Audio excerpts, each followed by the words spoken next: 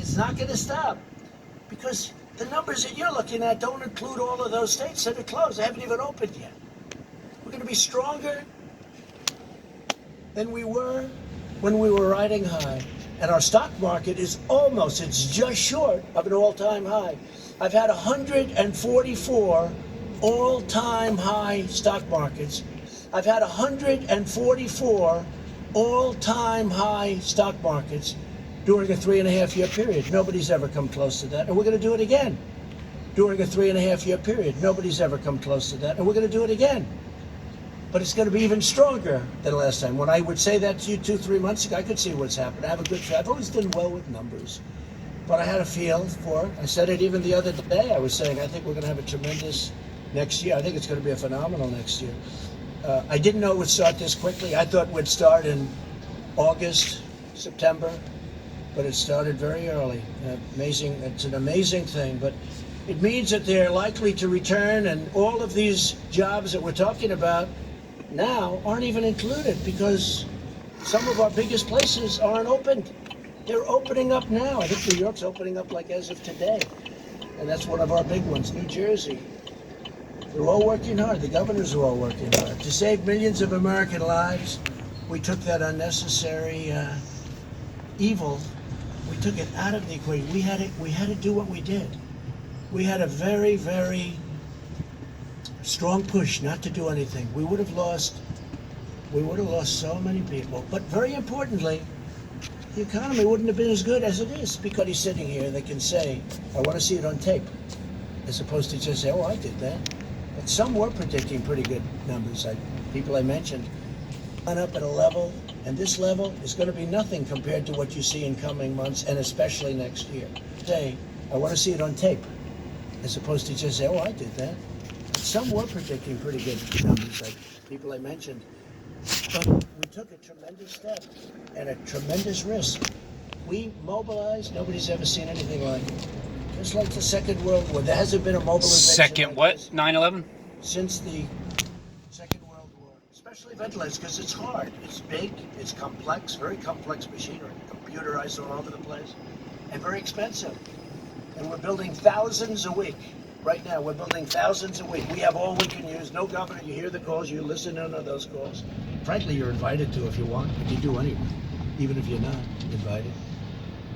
And you see what's going on. Every governor, there's not been one patient in this entire massive country. And we didn't have ventilators when we started. The cupboards were empty. The previous administration left us empty cupboards. There isn't one patient, not one, that needed a ventilator that didn't get one. Think of that. And we took it about millions of people, big country, millions of people. Not one person needed a ventilator that didn't get it. So we want the continued blanket lockdown to end for these states. We may have some embers or some ashes, or we may have some flames coming, but we'll put them out. We'll stomp them out. Oh, we're going to see some flames. Let me show you where the flames are going to be. Stomp them out very, very powerfully. So we've made a big step in our comeback. This was always going to be... I'll show you exactly where the flames are coming from. This is a very important period, this June period, because we're going to learn whether or not this is a very big, powerful R-word, recession, or whether this is a hurricane that we recover from very quickly. And the hurricane just happened in Philadelphia. Weeks or days. And we've learned.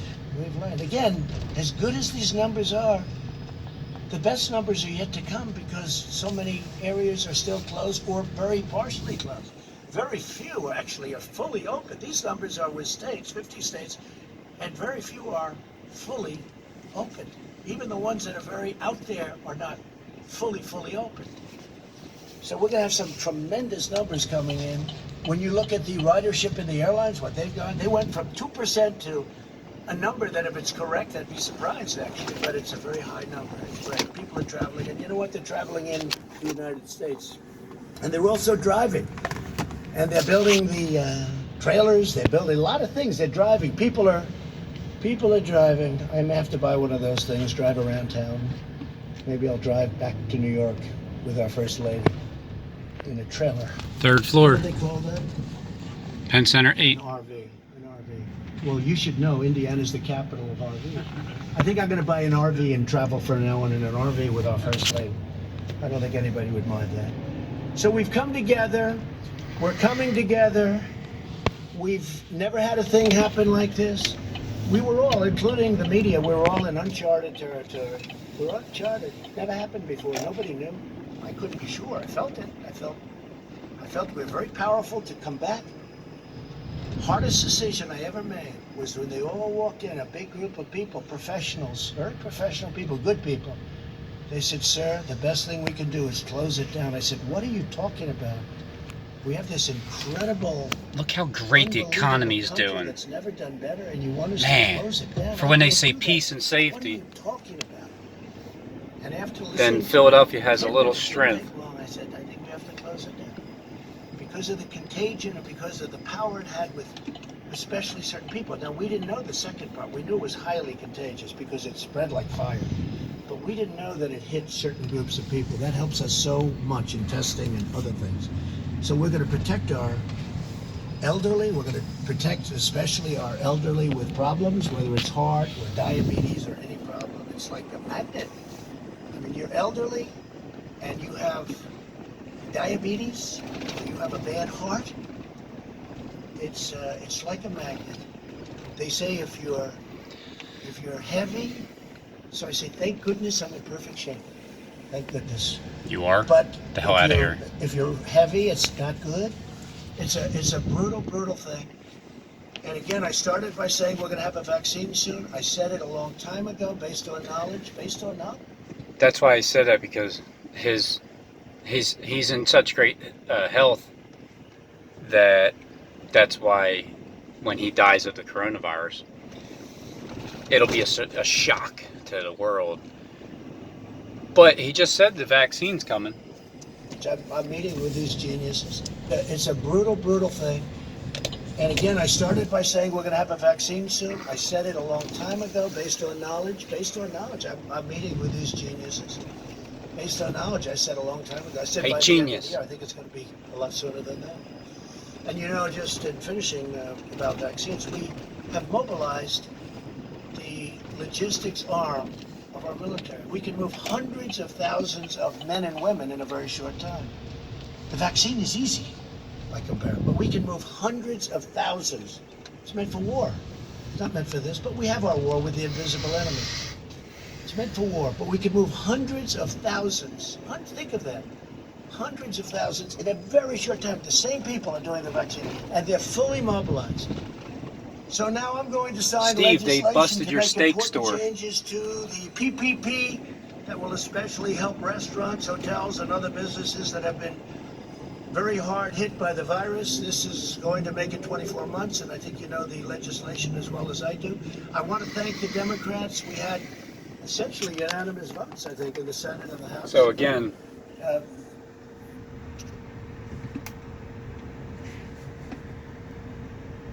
today is Friday, June 5th, 2020, and the second 9/11 is here in Philly.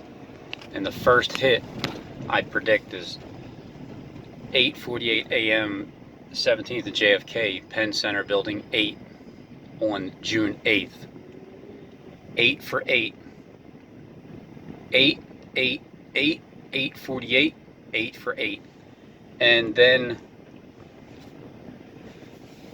the Met Building in Philadelphia and the William Penn Building at 12 noon, time's up. But on the same day, the White House gets hit, because the movie, the second 9/11 movie, I watched the other day. I forget what the name of it was, but it showed that, you know, the pilot that took over, he had a picture of, I believe it was the White House. It was either the Capitol building.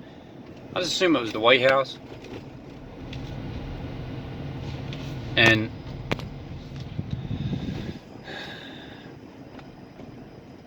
because the airplane hit the Pennsylvania airplane, that was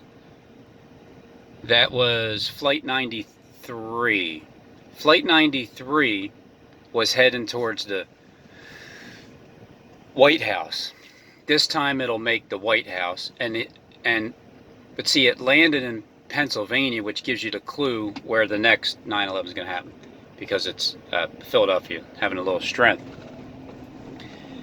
And I think what was it, Flight 11, Flight 175, Flight 77, all these numbers, Flight 93. That one flight, I think it was Flight 11. The other one that supposedly hit the Pentagon had 92 passengers in it. It was like 92 passengers. Flight 11 had 92 passengers. So with 92 passengers comes number 11, which is 11, and then 9, 92, and then 2, the second 9/11. So it's 11, 9, and 2 backwards, second 9/11. And then the continuance of Flight 93 from 92 to 93, and then that crashed in Pennsylvania, which is showing you, even though they're saying they were heading to the White House, but it was going to the William Penn building house. And the other ones, I forget the numbers of where they went and which ones actually did crash. So that would be my prediction. And if it doesn't happen on the 8th of June, then I'm looking at the 11th of June to be 6/11, because it's on Route 611. And if not, then it's 7/11, because Trump did say that he was there on 7/11, even though he's referring to the 9/11, but acting like it was a mistake, was saying 7/11. So there are my 3 predictions for the second 9/11 in Philly. And as soon as it happens, that's the time when I'm going to hear people, wherever I'm at, sir, put hands behind your back. And then I go away for a little bit. I eat no pleasant bread for at least 3 whole weeks.